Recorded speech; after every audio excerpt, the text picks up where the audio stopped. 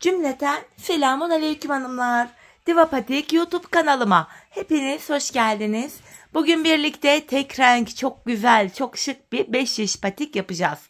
Ben patiğimde açık kahve tonlarında piyasada rahatlıkla bulabileceğiniz normal patiklik iplerden kullandım. Şişlerim 3 numara. Hemen modelimi de göstereceğim. İşte hanımlar, modelimiz bu şekilde. Daha önce 2 şiş olarak yapmış olduğum modelimin yoğun istek üzerine bu şekilde 5 şişini de yaptım. Patiğimizin tabanı bu şekilde. Topuk kısmı yine böyle gizli kesim yaptım. Gayet şık, güzel, zarif bir patik oldu. Hanımlar, bu patik benim elimin ölçülerine göre 37, 38 ve 39 numara ayaklar için uyumlu oldu. Hemen patiğimize başlayalım. Her zaman olduğu gibi burun kısmından 12 ilmek olarak başlayacağım hanımlar. Bu şekilde. İpimin ucunda şöyle küçük bir miktar ip bırakıyorum. 12 adet ilmeğimi atacağım. Ben bu başlama tekniğini bütün 5 şiş patik videolarımda detaylı olarak anlattım.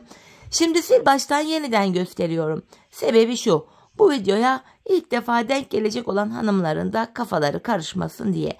Ayrıca kanalımda farklı 5 şiş patik başlama teknikleri de var. Sizler patiğinize dilediğiniz şekilde başlayabilirsiniz. Sayalım kaç ilmeğimiz olmuş. 3, 6, 9, 12. Bir ilmeği açıyoruz. 12 ilmeğimizi attık. Geri dönüyoruz hanımlar. Arka yüzdeyiz. İlk ilmeği örmeden alıyorum.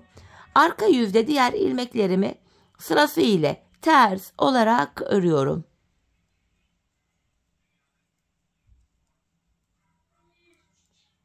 Sonuncu ilmeğimi de ters ördüm. Geri dönüyorum. Ön yüzdeyiz. Bu aşamada artık tamamen düz örgü uygulaması yapacağız. 5 şişe geçeceğiz hanımlar. İlk ilmeğimi örmeden alıyorum. İlmekleri düz öreceğim. Şu ikinci ilmeğim. 3, 4, 5, 6. Kalan 6 ilmeğimi de diğer şimle öreceğim. 12 ilmeğimi 6'şar 6'şar 2 şişime eşit olarak paylaştırdım. Şimdi hiç geri dönmeden ilk başladığımız yerlerden ilmekler çıkaracağız hanımlar 3. şişimize. İlk ilmeğimi hemen şu kenardan bakın. İlmeğin iki kanadına birden girerek çıkarıyorum. Devamında ilmek çıkartabilmek için de tığımdan yardım alacağım. Başlangıç yerleri biraz sık olduğu için. Sırasıyla tığım ile şuralardan ilmeklerimi çıkartıyorum. Şişime takıyorum. Burada 3 ilmeğim oldu. Başlangıç yerine ilmeğin ilk kanadına birden giriyorum. Patik burnumuz daha sağlam oluyor hanımlar. 5 ilmeğim oldu. 6. Şimdi bir 6 ilmek daha çıkaracağım. Onu da 4. şişime takacağım. Şu 1. ilmeğim. Şu 2. ilmeğim. Şu 3. ilmeğim. 4. ilmeğim. 5 ve hemen şu kenara girerek buradan da bir ilmek çıkarıyorum. 6. 4 şişimde de 6'şar ilmeğim oldu. Şimdi 5. şişimi aldım hanımlar. İlmeklerimizi bir sıra düz öreceğiz. 5 şiş patikte bir sıra dediğimiz olay şudur: 4 şişimizdeki ilmeklerimizi de örüp tamamlayınca bir sıra örmüş oluyoruz. 2. şişime geldim. Buradaki ilmeklerimi de yine düz olarak örüyorum. 3. şişime geldim. Yine buradaki ilmeklerimi de düz öreceğim. 4. şişime geldim. Yine buradaki ilmeklerimi de düz olarak örüyorum. Boşalan şişimiz ile sıradaki şişteki ilmekleri örüyoruz hanımlar. Bu şekilde 4 şişimizi de ördük. Tekrardan 1. şişe geldik. 1. şişimizi karıştırdık diyenler olabilir şiş yerlerini. 1. şişin altına şöyle küçük bir iğne takarsanız hanımlar 1. şişin olduğu bölümü karıştırmazsınız. Bunu da eğer karıştıranlar varsa bu şekilde yapabilirler. İlmekleri bir sıra düz ördük. Şimdi artırma zamanı. Patik burnumuza şöyle baktığımızda artırma işlemini sağ ve sol kenardan yapacağız. Orta kısımlardan artırma yapmıyoruz. İlk şişimdeyim. Kenarımız sağda. 2 ilmek örüyorum. 1, 2. Ardından 2. ilmeğimin altındaki hemen şu ilmeğimin kenarına girdim. Buradan aldığım ilmeğimi de düz örüyorum. Kalan 4 ilmeğim düz örülüyor. 1. şişimde 7 ilmeğim oldu. 2. şişime geldim. Kenar sol tarafta. Son 2 ilmeğim kalana kadar örüp artırmamı yapacağım. Bakın sondan ikinci ilmeğimin altına şuraya giriyorum ve buradan aldığım ilmeğimi düz ördüm. Kalan 2 ilmeğim düz örülüyor. Üçüncü şişimdeyim. Kenarımız başta. 2 ilmek örüyorum. Ardından ikinci ilmeğimin altında şu ilmeğimin kenarına girip buradan aldığım ilmeğimi de düz ördüm. Kalan 4 ilmeğim düz örülüyor. İlk 3 şişimde 7'şer ilmeğim oldu. 4. ve sonuncu şişimdeyim. Kenar sol tarafta. Son 2 ilmeğim kalana kadar öreceğim. Bakın son 2 ilmek kaldı. Sondan ikinci ilmeğimin altına şuraya girdim ve buradan aldığım ilmeğimi de düz örüyorum. Kalan 2 ilmeğim düz örülüyor. 4 şişimizde de hanımlar 7'şer ilmeğimiz oldu. Bir sıra artırmalarımı yaptım. Şimdi bir sıra ilmeklerimi düz öreceğim. Artırma yapmayacağım. 5 şiş patik burnunda bir sıra artırma yaparken bir diğer sırada ilmekleri artırma yapmadan düz örüyoruz. Sebebi şu. Her sıra artırma yaparsak şayet patik burnumuz bir anda açılma yapar ve hoş bir görüntü olmaz. İkinci şişimdeki ilmeklerimi de yine düz ördüm. 3 ve 4. şişimdeki ilmeklerimi de normal düz öreceğim. Bu düz ilmeklerimi örerken artırma işlemini sizlere kısaca tekrar etmek istiyorum. Artırma işlemini 1. ve 3. şişimizde ilk 2 ilmeği ördükten sonra yapıyoruz. 2. ve 4. şişimizde de son 2 ilmek kalana kadar örüp öyle artırıyoruz.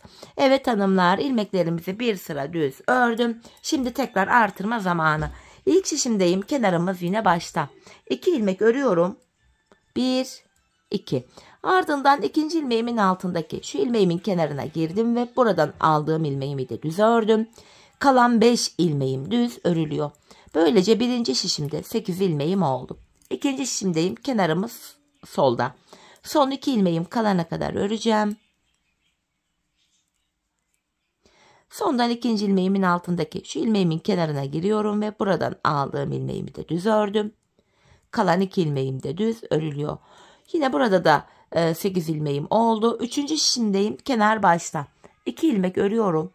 Ardından ikinci ilmeğimin altına şuraya girerek buradan aldığım ilmeğimi de düz ördüm. Kalan 5 ilmeğim düz örülüyor. İlk 3 şişimde 8'er ilmeğim oldu. 4. ve sonuncu şişime geldim. Kenar sol tarafta. Son 2 ilmeğim kalana kadar öreceğim. Kenardan artırmamı yapacağım. Bakın sondan ikinci ilmeğimin altına şuraya girdim ve buradan aldığım ilmeğimi de düz örüyorum. Kalan 2 ilmeğim düz örülüyor. Böylece 4 şişimizde de 8'er ilmeğimiz oldu. Şimdi bir sıra ilmekleri düz öreceğiz. Sonraki sıra artıracağız. Düz öreceğiz, artıracağız. Patiğimizin burnunu böyle tamamlayacağız. Hanımlar, ben bu patiğimde her bir şişimde 14'er ilmeğim olana kadar artırdım. Ardından modelimi kurdum. Modelimiz kasan bir model değil. Açılan bir model hanımlar. Şöyle göstermek istiyorum. Bakın. Esneyen bir model. Örerken bunu da göz önünde bulundurun. Tek renk olması itibariyle de esnek bir yapıya sahip oldu. Şimdi birlikte artırmalarımızı yapalım. Gelelim, ardından birlikte modelimizi kuralım. Evet hanımlar, ben her bir şişimde 14'er ilmeğim olana kadar artırmalarımı yaptım. Artırmalarımdan sonra bir sıra düz örmedim. Hemen modelime başlayacağım. 2 sırada bir modelimizi tekrar edeceğiz hanımlar. Sadece kaydırmalı bir model. Buna dikkat etmemiz gerekiyor. Model dediğim gibi sadece 2 sıradan oluşuyor. Ön yüze model kurulumu yapacağız. Şimdi ilk şişimdeyim. Modelimizin 1. sırası. Bu sıramızda ilmeklerimizi bir düz bir ters olacak şekilde örüyoruz. Bakın ilk ilmeğimi düz örerek başladım. 1 ilmek ters örüyorum. 1 ilmek düz örüyorum. 1 ilmek ters örüyorum. 1 ilmek düz örüyorum. Ters ilmeklerde ilmeklerin yönü düzgün düşmediği için hanımlar şöyle düzelterek ters ilmeğimi örüyorum. 1 düz, 1 ters. 1 düz, 1 ters. 1 düz, 1 ters.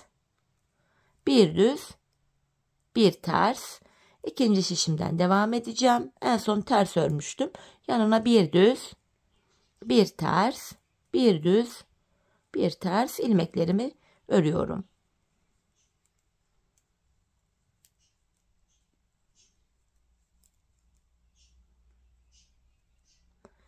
Bir düz ördüm ve son bir tane kenar ilmeğim kalıyor. Bunu düz olarak örüyorum hanımlar. Son bir kenar ilmeğimi düz ördüm.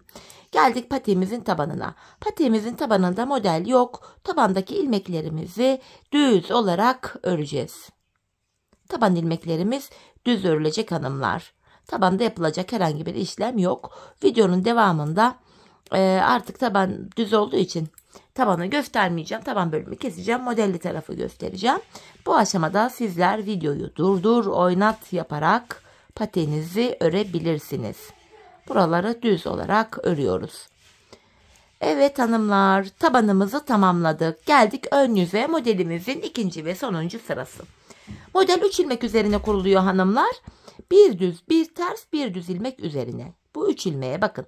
Bunu örüyorum önce. Bir düz, bir ters, bir düz. Şimdi bu 3 ilmeğe modeli kuracağız. İpimi şöyle aradan geçirerek kendime doğru aldım. Bu 3 ilmeği örmeden sol şişime alıyorum. Şöyle. İpimi bu 3 ilmeğin önden dolandırarak şu aradan çıkartıyorum. Arkadan geçirdim ipimi. Bu 3 ilmeği tekrardan sağ şişime aldım. Araya bir ilmek tersimi ters örüyorum. Bakın bir tersi ters ördük. Yeniden bakın bir düz, bir ters, bir düz 3 ilmeğimiz var. Buna model kuracağız. Önce bu ilmeklerimi örüyorum. Bir düz, bir ters, bir düz olacak şekilde ördüm. İpi kendime doğru alıyorum. Bu 3 ilmeğin önünden şöyle geçirerek bakın. Şişin arkasından geçirdim, arkada bıraktım. Sonra bu ilmekleri sağ şişime alıyorum. Ardından bu arada bir ters ilmeğimi ters ördüm. Model kurulumunu hanımlar bu şekilde yapıyoruz. Bakın model zaten ördükçe kendini gösterecek. Devam ediyorum. Yine bir düz, bir ters, bir düz ilmeğimi ördüm. Bu 3 ilmeği yine model yapacağım. İpimi önden alıyorum şöyle. İlmekleri sol şişime aldım. İpimi aradan geçirerek 3 ilmeğin etrafında dolandırıyorum. Sonra bu 3 ilmeği sağ şişime aldım. Yanına bir tane tersimi ördüm. Tekrar öndeki 3 ilmeğe model kuracağız. Bir düz, bir ters ve bir düz ilmeğimi bakın ikinci şişimden alarak örüyorum. Buraya tam modeli kurabilelim diye ikinci şişimden ilk şişime ilmek aldım. Hanımlar bu ilmekleri tekrar bilek ayrımında yerine getireceğiz. Şöyle bu 3 ilmeği tekrardan ipimi öne doğru aldım. Sol şişime alıyorum. Şu önden arkaya doğru bakın aradan geçirerek ipimi dolandırdım ve bu 3 ilmeğimi tekrar sağ şişime aldım. İkinci şişimden devam edeceğim. Araya bir ilmek ters örüyorum. Bir diğer modelimi yapacağım. Bir düz, bir ters, bir düz ilmeğimi ördüm. İpimi öne doğru alıyorum. Bu 3 ilmeğimi sol şişime aktardım. İpimi şöyle önden arkaya doğru böyle dolandırıyorum ve bu 3 ilmeğimi tekrar sağ şişime aldım. Araya bir ilmek ters örüyorum. Yeniden bir düz, bir ters, bir düz ilmeğimi ördüm. İpi tekrar kendime doğru alıyorum. Bu 3 ilmeğimi sol şişime aktardım. İpimi 3 ilmeğin etrafında dolandırıp sağ şişime alıyorum ve araya bir ilmek ters ördüm. Yeniden buraya bir model daha yapacağım. Bir düz, bir ters, bir düz. Bu 3 ilmeğimin etrafında yine ipimi şöyle dolandırıyorum. Arkada bıraktım. Bu 3 ilmeğimi sağ şişime aldım. Kenarda kalan bir ilmeğimi düz örüyorum. Modelimiz bu kadardı hanımlar. Şimdi patiğimizin tabanını düz olarak örelim ve gelelim. Evet hanımlar, yeniden ön yüzdeyiz. Şimdi ikinci modelimizi yapacağız. Yine modelin birinci sırasındayız. İlmekleri tekrar bakın ilk ilmeğimi düz örerek başlıyorum. İlmekleri gördüğümüz gibi örüyoruz. Bir düz, bir ters. Bir düz, bir ters. Bir düz, bir ters. Bir düz, bir ters. Bir düz, bir ters. Bir düz, bir ters. Bir düz, bir ters, bir düz. İkinci şişimden devam edeceğim. Bir ters, bir ilmek düz, bir ilmek ters. Bu şekilde ilmeklerimizi gördüğümüz gibi örüyoruz. Düz ilmeklerimizi düz, ters ilmeklerimizi ters. İkinci modelimizin ilk sırası. Son 2 ilmeğim düz olarak ördüm. Şimdi patiğimizin tabanını düz olarak örelim, gelelim. Evet hanımlar, tabanımızı ördüm, geldim ön yüzde. Modelde ikinci sıramızı yapacağız. Model kaydırmalı bir model demiştim. Yani şöyle bakın, altta 2 tane model var. Bu 2 modelin tam ortasına gelecek şekilde ikinci modeli yapacağız hanımlar. İlk modeli yaparken ilk 3 ilmek üzerinden ipimizi dolandırarak model kurulumu yapmıştık. İkinci modelde şöyle yapıyorum. Kenardaki bir düz, yanındaki bir ters ilmeğimi ördüm. Yeniden bakın tam ortaya denk gelen yerde bir düz, bir ters, bir düz ilmeğim var. Kenarda 2 ilmek ördükten sonra tekrar öndeki 3 ilmeğe modelimi kuracağım. Bu 3 ilmeği örüyorum. Bir düz, bir ters, bir düz. İpimi yine öne doğru alıyorum. Bu 3 ilmeğimin etrafında şöyle ipimi dolandırdım, arkada bıraktım. İlmeklerimi tekrar sağ şişime alıyorum. Araya bir ilmek ters örüyorum. Model kaydırmalı olarak bu şekilde ilerliyor hanımlar. Şimdi ikinci modelimizi yapalım. Bir düz, bir ters, bir düz ilmeğimi ördüm. İpimi şöyle öne doğru alıyorum. Bakın. İlmekleri sol şişime aldım. İpimi şöyle 3 ilmeğin etrafından döndürüp arkada bıraktım. Bu 3 ilmeği sağ şişime aldım. Araya bir ilmek ters örüyorum. Bu şekilde. İkinci modeli de yaptık hanımlar. Aynı modeli tekrardan kuruyoruz. Sadece dediğim gibi kaydırmalı bir model. Yeniden bir düz, bir ters, bir düz ilmeğimi ördüm. İpi kendime doğru alarak ipimi bu 3 ilmeğin etrafında dolandırdım. Sonra bu ilmeklerimi sağ şişime alıyorum. Araya bir ilmek ters ördüm. Tekrar öndeki 3 ilmeğe model kuracağız. Buradaki ilmeği tekrar şu ikinci şişime alıyorum. Modeli kurabilelim diye. Bir düz, bir ters, bir düz ilmeğimi ördüm. İpi yine kendime doğru alıyorum. Bu 3 ilmeğimin etrafında ipimi şöyle dolandırdım. İlmekleri tekrar sağ şişime alıp aradaki bir ilmek tersimi örüyorum. Yeniden bir düz, bir ters, bir düz ilmeğimi ördüm. Tekrar ip benden tarafta. İlmekleri sol şişime alıp ipimi 3 ilmeğin etrafında şöyle döndürüp arkada bırakıyorum. 3 ilmeği tekrar örmeden sağ şişime aldım. Araya bir ilmek ters örüyorum. Yeniden bir düz, bir ters, bir düz. 3 ilmeğimi ördüm. Tekrardan bu 3 ilmeğin etrafında ipimi şöyle dolandırdım. Sonra bu 3 ilmeği örmeden sağ şişime alıyorum. Yanındaki bir ters, bir düz ilmeğimi ördüm. Burada son bir kenar ilmeğimi yine düz örüyorum.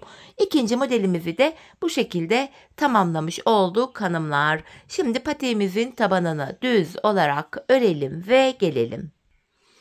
Evet hanımlar, tabanımızı ördüm geldim, ön yüzdeyiz. Üçüncü modeli yapacağız. Yine modelde birinci sıradayız. Modelin birinci sırasında yine ilmekleri gördüğümüz gibi örüyoruz. Bir düz ile başladım. Yanına bir ters. Bir düz, bir ters. Bir düz, bir ters. Bir düz, bir ters. Bir düz, bir ters. Bir düz, bir ters. Bir düz, bir ters. Bakın ilk şişimizi tamamladım. İkinci şişimizde de yine aynı işleme devam edeceğiz. Dönüyorum. Bir düz, bir ters, bir düz, bir ters. İlmeklerimizi bu şekilde örüyoruz. Bir düz, bir ters olacak şekilde modelin ilk sırası bu şekilde yapılıyor hanımlar. Bir düz ve son kenar ilmeğimi de düz ördüm. Tabanımızı örelim, gelelim.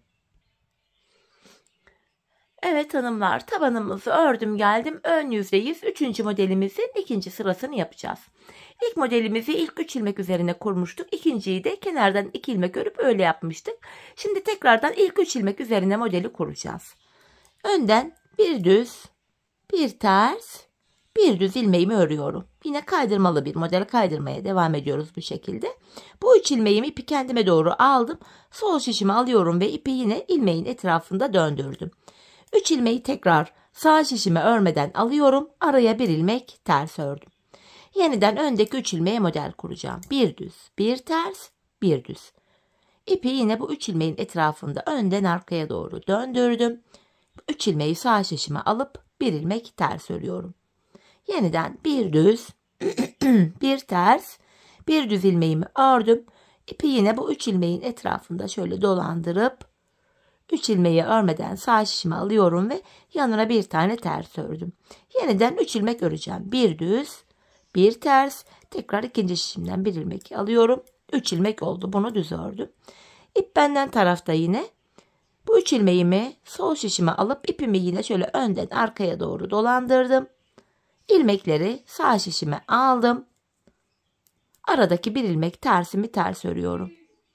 Yeniden bir düz, bir ters, bir düz ilmeğimi örüyorum. bu 3 ilmeğe yine aynı şekilde model kurulumunu yapıyorum.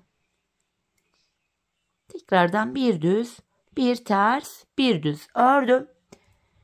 İpi bu 3 ilmeğin etrafında önden arkaya doğru döndürüp ilmekleri sağ şişime alıyorum ve bir ilmek ters örüyorum. Yeniden bir düz, bir ters, bir düz.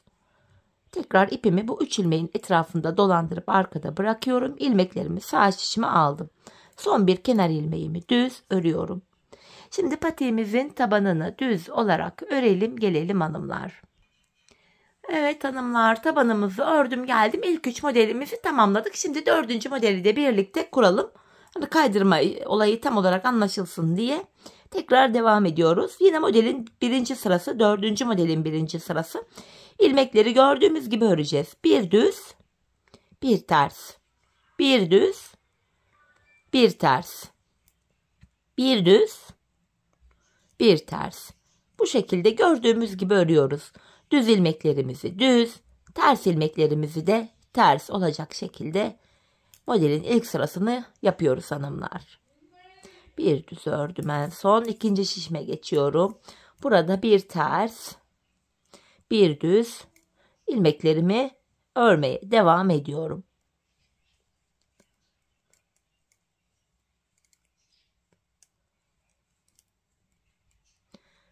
Bir ters, bir düz ve son kenar ilmeğimi düz ördüm. Tabanımızı örelim gelelim. Evet hanımlar, tabanımızı ördüm geldim. Yeniden ön yüzde 4. modelin 2. sırasındayız. Şöyle bakalım hanımlar. En son yaptığımız modele ilk 3 ilmek üzerine model kurmuşuz. Bu defa kenardan 2 ilmeğimi öreceğim. Bir düz, bir ters. 2 ilmek ördüm. Şimdi model kurmaya başlayacağız öndeki 3 ilmeğe. Bir düz, bir ters, bir düz. İpimi bu defa bu 3 ilmeğin etrafında dolandırıyorum. Bu şekilde araya bir ilmek ters örüyorum. Model kurulumunu bu şekilde yapıyoruz hanımlar. Tekrar bir ters, bir düz, bir düz, bir ters, bir düz ilmeğimi ördüm. İpimi yine bu 3 ilmeğin etrafında dolandırıp ilmekleri sağ şişime alıyorum ve araya bir ilmek ters ördüm. Tekrardan bir düz, bir ters, bir düz örüyorum. 3 ilmeğin etrafında ipimi şöyle dolandırıp ilmekleri sağ şişime alıyorum ve araya bir ilmek ters ördüm. Yeniden bir düz, bir ters, bir düz öreceğiz. Şu ikinci şişime aktarayım bu ilmeğimi, modeli rahat kurabilelim. Bir düz, bir ters, bir düz. Hanımlar şunu da hatırlatayım bu aşamada. Bu ön yüzdeki 2 şişteki ilmekleri tek şişe toplayarak da patiğinizi yapabilirsiniz. Ben bu şekilde de zorlanmadığım için 2 ayrı şişte ilmeklerimi örüyorum. 3 ilmeğimizi ördük. Yine bu ipimi 3 ilmeğin etrafında şöyle dolandıracağım. 3 ilmeği sağ şişime alıyorum ve yanına bir ters ördüm. Tekrardan bir düz, bir ters, bir düz ilmeğimi örüyorum. Yeniden bu 3 ilmeğin etrafında ipimi şöyle dolandırıp ilmeklerimi sağ şişime alıyorum ve araya bir ilmek ters ördüm. Yeniden bir düz, bir ters, bir düz ilmeğimi örüyorum. Tekrardan bu 3 ilmeğin etrafında yine ipimi döndürüp 3 ilmeği sağ şişime alıyorum. Yanına bir ters, bir düz ördüm. Son bir kenar ilmeğimi de yine düz örüyorum. Modelimizin kurulumu hepi topu bu kadar hanımlar. 4 modeli birlikte yaptık. Bakın şeklimiz de yavaş yavaş kendini göstermeye başladı bu aşamada. Şimdi tabana ördükten sonra yine bir düz bir ters olacak şekilde ilmekleri öreceğiz. Sonra diğer modeli kuracağız. Diğer modeli de bakın en son yaptığımız modeli 2 ilmek örüp öyle kurmuştuk. Bir diğer modeli ilk 3 ilmeğe kuracağız. Yani modelin birini ilk 3 ilmeğe kurarken bir diğerini kenara 2 ilmek örüp öyle kuruyoruz. Sırasıyla model böyle kuruluyor. Hanımlar ben bu patiğimin ön bölümüne buraya toplamda 15 tane model yaptım. Benim ölçüme göre tam oldu. Hatta sayalım birlikte bakın. 1, 2, 3, 4, 5, 6, 7, 8, 9, 10, 11, 12, 13, 14, 15. 15 model benimkine göre tam oldu. Sizler bu aşamada patiğinizi örerken ayağınıza bir giyin hanımlar. Bir ölçün deneyin. Ayağınıza giyince artık patiğin ön bölümünü daha mı kısa yapmak istersiniz, daha mı uzun yapmak istersiniz? Bu tamamen sizin zevkinize kalmış bir şey. Bu aşamada istediğiniz ölçüde patiğinizi yapabilirsiniz. Şimdi hep birlikte patiğimizin ön bölümünü kendi ölçülerimize göre tamamlayalım gelelim hanımlar. Ardından birlikte bilek bölümüne geçeceğiz. Evet hanımlar, patiğimin ön bölümünü ördüm geldim. Burada 15 tane toplam desenim var. 15. desenimi en son yaptım. Bilek ayrımı yapacağız fakat öncesinde ilmeklerimizin hepsini bir sıra düz öreceğiz. Bu sırada ilmekleri sayarak gidelim. Hani model yaparken şişten şişe ilmekler kaymıştı. İlmekleri yerli yerine oturtmak için şu birinci ilmeğim 2, hepsini düz örüyorum hanımlar. 3, 4, 5, 6, 7, 8, 9, 10, 11, 12, 13, 14 ilmeğimi ilk şişimle ördüm. Buradaki bir ilmeği ikinci şişime ekleyeceğim. Yine buradaki ilmekleri de sayarak gidelim. 1, 2, 3, 4, 5, 6, 7, 8, 9, 10, 11, 12, 13, 14. Evet, ilmekleri yerli yerine oturttuk. Tabanımıza geldik. Tabandaki ilmeklerimizi de yine düz olarak öreceğiz hanımlar. İlk şişe geldiğimizde de bilek ayrımını yapacağız. Diğer şişime geçtim. Yine buradaki ilmeklerimi de düz olarak örüyorum.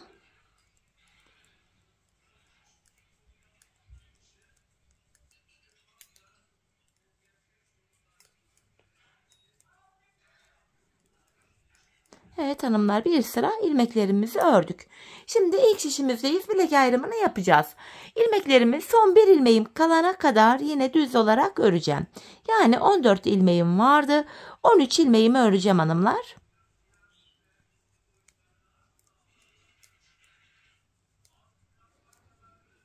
Bakın burada son bir ilmeğim kaldı. İlk şişimdeki sonuncu ilmeğim ile ikinci şişimdeki ilk ilmeğimi alıyorum. Bu iki ilmeği hanımlar birbiriyle şöyle yer değiştiriyorum. Yer değiştirdiğim ilk ilmeğimi ilk şişimle ördüm.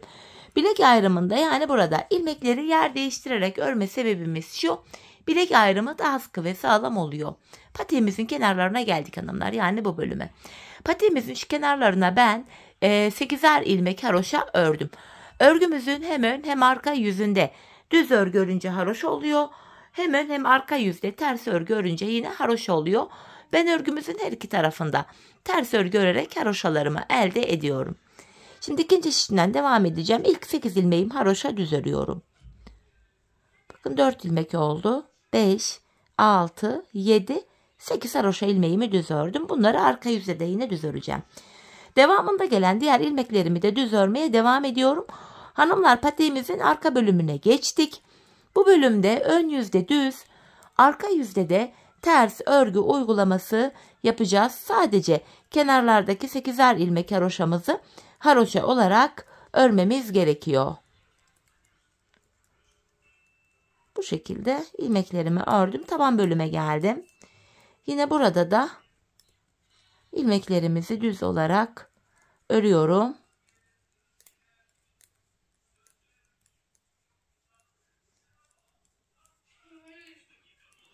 Son şişime geldim.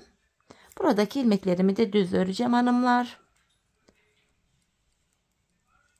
Son 8 ilmek haroşa, yine bunu da düz öreceğim. Hem ön hem arka yüzde. Bilek bölümünde çünkü 8'er ilmek haroşamız var. Sonuncu ilmeği de ördüm. Bilek ayrımına geldik, geri dönüyorum. Yapacağımız işlem bu. Bilek ayrımına kadar öreceğiz, geri döneceğiz, öreceğiz, geri döneceğiz. Şimdi geri döndüm. Ben sonuncu ilmeklerimi ördüğüm için ilk ilmeğimi örmeden alıyorum. Kenar ilmeğim ile birlikte toplam 8 ilmek haroşamı düz öreceğim. 5, 6, 7, 8. Bakın ön yüzde bir diş haroşamız oluştu. Diğer ilmekleri de bakın şu an arka yüzdeyim. Ters olarak örüyorum. Bir diğer şişime geldim. Burada da yine ilmeklerimi ters öreceğim.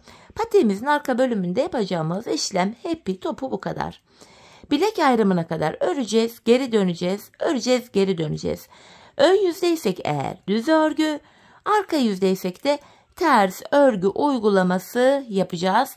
Sadece kenarlardaki 8'er ilmek haroşamızı haroşa olarak örmemiz gerekiyor.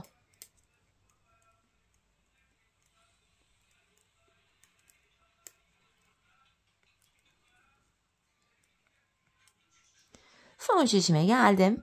Burada da yine ilmeklerimi ters öreceğim. Son 8 ilmeğim haroşa olduğu için düz öreceğim. Bakın son 8 ilmeğime geldim. Haroşalarımı düz olarak örüyorum.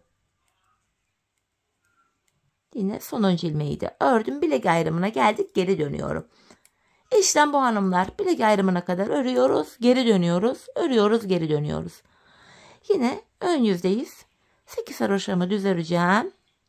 Ön yüzde olduğum için diğer ilmeklerimi de düz örmeye devam edeceğim. Bir bilek ayrımına kadar öreceğiz. Ardından geri döneceğiz. Bu şekilde patiğimizin arka bölümünü tamamlayacağız. Şöyle baktığımız anda hanımlar patiğimizin şuralarında birer diş haroşamız oluştu bile. Ben bu patiğimin şu arka bölümüne toplamda 15 diş yani 15 sıra haroşa ördüm. Benim elimin ölçülerine göre 15 sıra tam oldu. Bu aşamada sizler patiğinizi örerken bir miktar ördükten sonra şöyle bir ayağınıza giyin hanımlar. Deneyin. Patiğinizin arkasını topuğunuzun şu kenarına gelene kadar örmeniz gerekiyor. Bu şekilde ölçü alarak yaparsanız patik ayağınıza tam olur. Şimdi hep birlikte patiğimizin arka bölümünü ölçülerimize göre örelim gelelim. Ardından birlikte topuğumuzu keselim. Evet hanımlar, patiğimin arka bölümünü ördüm ve geldim. Videonun bu topuk bölümü akşam saatlerine denk geldiği için ışıktan kaynaklı renkte az bir farklılık olabilir görüntüde. Bu aşamada bilek ayrımından sonra bakın şu bölüm genişlediği için ilmeklerin hepsi dümdüz duruyor. Tek şişte toplanacak duruma geldi. Ben bu aşamada şöyle ön yüzden baktığımızda sol tarafa 24 ilmek ayırdım. Kalan ilmekleri sağ şişime taktım. Şimdi topuğumuzu örmeye başlayacağız. Bu bölümde hanımlar kenardaki 8 ilmek haroşamızı yine haroşa olarak öreceğiz. Topuk bölümünde model bütünlüğü sağlansın diye 8 haroşamı ördüm. Şimdi ön yüzdeyim. İlmeklerimi düz olarak ve sayarak örmeye devam edeceğim. Şu 9. ilmeğim 10, 11, 12, 13, 14, 15, 16, 17, 18, 19, 20, 21, 22, 23. 23 ilmeğimi ördüm. 24. ilmekte öndeki 2 ilmeği birlikte keserek örüyorum. 23 ilmek ördüm. 24. de kesim yaptım. Bu sol tarafa da 24 ilmek ayırmıştık zaten. Orta kısma baktığımızda burada da 7 ilmek kaldı. Bu 7 ilmek her seferinde birer birer kesilecek, eksilecek, bitecek ve böylece topuğumuz oluşacak. Şimdi yapacağımız işlem şu. Kesimden sonra geri dönüyorum. İlk ilmeğimi örmeden aldım. Arka yüzde olduğum için diğer ilmeklerimi ters olarak örüyorum. Sadece son 8 haroşa ilmeğimi düz öreceğim.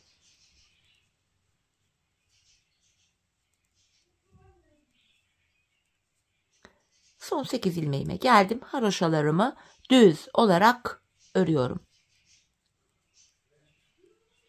Geri döndüm hanımlar. Ön yüzdeyim. Bir önceki sırada yaptığımız işlemin aynısını yapacağız. Yani 23 ilmek öreceğiz. 24. de kesimimizi yapacağız.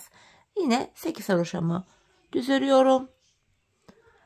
Yine ön yüzdeyim. İlmeklerimi yine düz olarak ve sayarak öreceğim. 8 ilmek haroşamı örmüştüm. 9, 10, 11, 12, 13, 14, 15, 16, 17, 18, 19, 20, 21, 22, 23. 24. ilmeğimi örerken yanındaki ilmeği de alıyorum. İkisini kesiyorum. İkinci kesimimi yaptım. Bir önceki sırada burada 7 ilmek vardı. Şimdi baktığımızda 1 ilmek eksildi. 6 ilmek kaldı. Şimdi kesim yaptık hanımlar. Geri döneceğiz. Arka yüzde ilmekleri öreceğiz. Ön yüzde tekrar 23 ilmek örüp 24. de kesimi yapacağız. Biz bu kesme işlemine şu arada kalan 6 ilmek bitene kadar devam edeceğiz. Şimdi hep birlikte bu 6 ilmeğimiz bitene kadar patiğimizin topuğunu örelim gelelim. Evet hanımlar, aradaki ilmeklerin bitene kadar patiğimin topuğunu ördüm geldim. İlk başta sol tarafa 24 ilmek ayırmıştım. Kesimlerden sonra sağ şişimde de 24 ilmeğim kaldı. Yani her iki şişimizdeki ilmek sayıları da birbirine eşit. Bu aşamada patiğimin düz tarafı içeride, ters tarafı da dışarıda olacak şekilde ikiye katladım. Hanımlar, ben tığ ile kolay kesim yapabildiğim için elime tığımı alıyorum. İlk kesimim şöyle. Benden taraftaki şişten bir ilmek, ikinci şişten de bir ilmek aldım. İkisini birlikte topluyorum. Diğer kesimlerim de şöyle oluyor. Benden taraftaki şişten bir ilmek, ikinciden de bir ilmek aldım. İkinci ilmeği ilkinin içinden geçirdim. Tığımdaki ilmekleri topluyorum. Benden taraftaki şişten bir ilmek, ikinci şişten de bir ilmek aldım. İkinci ilmeği ilkinin içinden geçirdim ve tığımdaki ilmeklerimi topluyorum. Karşılıklı olarak şişlerimizden birer tane ilmek alıyoruz ve ikinci şişten aldığımız ilmeği ilk şişten aldığımız ilmeğin içinden geçiriyoruz. Tığımızdaki ilmeklerimizi topluyoruz. Kesme işlemini bu şekilde gerçekleştiriyoruz. Her iki şişteki ilmek sayıları da eşit olduğu için kesim sonunda ilmeklerimiz aynı anda bitiyor.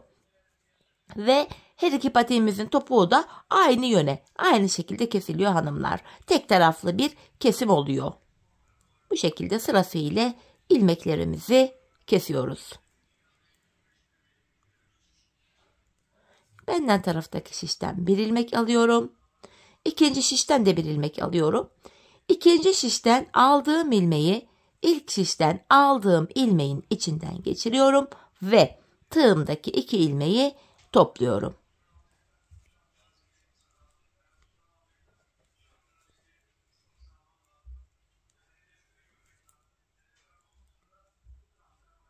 Bu şekilde ilmeklerimi yine kestim. Son birer ilmeğim kaldı. Önce benden taraftaki ilmeğimi, sonra ikinci şişimdeki ilmeğimi tığıma aldım. Şişlerimiz artık boşa çıkıyor. Tığımdaki 3 ilmeğin 3'ünü birden topladım ve buraya 2 tane sıkı bir zincir çektim. İpimi kesiyorum. Hemen ipimizin ucunu gizleyelim. Patiğimizin arkasında çirkin bir görüntü oluşturmasın diye şöyle. 5 şiş patiklerin bu huyunu çok seviyorum. Burunda başladık, topukta bitirdik. Hiç ip kırma olayı falan yok bu şekilde. Bakın hanımlar topuğumuza. Şöyle ayağı giyince bakın görüntü şöyle oluyor. Belli bile değil. Çok şık, çok temiz bir görüntüsü oluyor ayak arkasında. Evet hanımlar, patiğimiz bitti. Görüntü itibariyle şeklimiz böyle. Hemen bir de manken ayağıma giydireyim hanımlar. Ayağımızda da görelim modelimizi. Manken ayağıma da şöyle takacağım. Işıktan dolayı model tam net görünmedi maalesef. Akşam ışığına kalınca video. Bu şekilde renkten, ışıktan dolayı, yansımadan dolayı modeli de tam göstermiyor. Evet. Şöyle modelimizi de göstereyim. Mankendeki duruşumuz bu şekilde. Gördüğünüz gibi hanımlar gayet şık, güzel, zarif bir patik oldu. Evet hanımlar, yine birlikte güzel bir modelin daha sonuna geldik. Umarım sizlere faydalı, hoş bir video olmuştur. Yeni modellerde, yeni videolarda buluşmak dileğiyle. Şimdilik hoşça kalın, sağlıcakla kalın.